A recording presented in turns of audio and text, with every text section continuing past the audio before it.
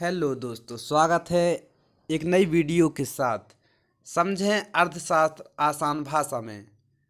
तो आज की इस वीडियो में हम बात करने वाले हैं मांग को निर्धारित करने वाले तत्व कि मांग कम होगी या ज़्यादा होगी, किन कारणों से कम होगी, किन कारणों से ज़्यादा होगी। तो अर्थव्यवस्था में ऐसे कुछ तत्व होते हैं जिनके कारण मांग निर्धारित होती है। तो हम देखते हैं सबसे पहला और सबसे मुख्य जो है वो वस्तु की कीमत है। मांग को निर्धारित करने में वस्तु की कीमत का महत्वपूर्ण योगदान है। यदि किसी वस्तु की कीमत अधिक होगी तो उसकी मांग कम होती है, और यदि किसी वस्तु की कीमत कम होगी तो उसकी मांग अधिक होती है। तो इससे स्पष्ट है कि वस्तु की जो मांग होती है उसमें वस्तु की कीमत का बहुत अधिक प्रभाव पड़ता है। अन्य तत्व में हम देखते हैं कि संबंधित वस्तुओं की कीमत, कुछ ऐसी वस्तु होती हैं जो एक दूसरे से संबंधित होती हैं, जैसे वैकल्पिक वस्तु होती है जिन्हें हम प्रतिस्थापन वस्तु भी कहते हैं। एक होती है पूरक वस्तुएं।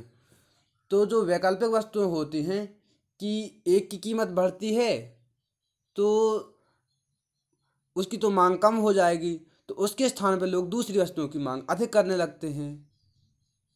जैसे चाय और कॉफ़ी हो गई, तो ये चाय की कीमत बढ़ती है तो क्या होगा, चाय की कीमत बढ़ेगी तो चाय की जो मांग है वो कम हो जाएगी, तो लोग क्या कॉफ़ी पीना पसंद करने लगेंगे। तो ये हो गई वैकल्पिक वस्तु। दूसरा है पूरक वस्तु है, जैसे कार और पेट्रोल हो गया, पेन और स्याही हो गई। तो ऐसी वस्तुओं में क्या होता है कि एक वस्तु की जो मांग होती है वो यदि बढ़ती है तो स्वाभाविक सी बात है दूसरी वस्तु की मांग भी बढ़ेगी। इसी प्रकार ऐसी वस्तुओं की मांग यदि कमी होती है तो स्वाभाविक सी बात है कि दूसरी वस्तुओं की मांग में कमी हो जाएगी। अब यदि पेन है उसकी मांग में वृद्धि होती है तो क्या स्याही की मांग में वृद्धि नहीं होगी? होगी। इसी प्रकार यदि उसकी पेन की मांग कम होती है तो स्याही का यूज कहाँ करेंगे? पेन में करेंगे ना। तो जब पेन की डिमांड कम है तो स्वाभाविक सी बात है कि पेन की जो मांग है, वो स्याही की मांग है, वो भी कम हो जाएगी। ठीक है, अगला पॉइंट है उपभोक्ता की आय। यदि उपभोक्ता की आय में वृद्धि होती है तो वह वस्तुओं की मांग अधिक करेगा, क्योंकि अधिक पैसा है तो वो वस्तुओं की मांग अधिक करेगा। हाँ, एक बात यहाँ ज़रूरी है कि पहले जितनी मांग करता था, पहले जब कम आय थी तो मान लीजिए 100 इकाइयों की मांग करता था, तो अब वो मांग तो बढ़ाएगा, डिमांड में उसकी वृद्धि होगी, परंतु उसकी आय का कुछ हिस्सा बचा लिया जाता है। ऐसा नहीं कि जितनी उसकी आय में वृद्धि हुई है तो वो उसी वृद्धि के हिसाब से मांग करने लगे, ऐसा नहीं है। तो वो अपनी आय का कुछ हिस्सा बचा लेता है, जिससे उपभोक्ता बचत प्रवृत्ति कहते हैं। इसके बाद ग्राहक की पसंद है। क्या है, मांग को निर्धारित करने में ग्राहक की प्रमुख भूमिका होती है। अब जो उसे खरीदेगा उसकी पसंद होनी चाहिए, तो ये ज़रूरी बात होती है।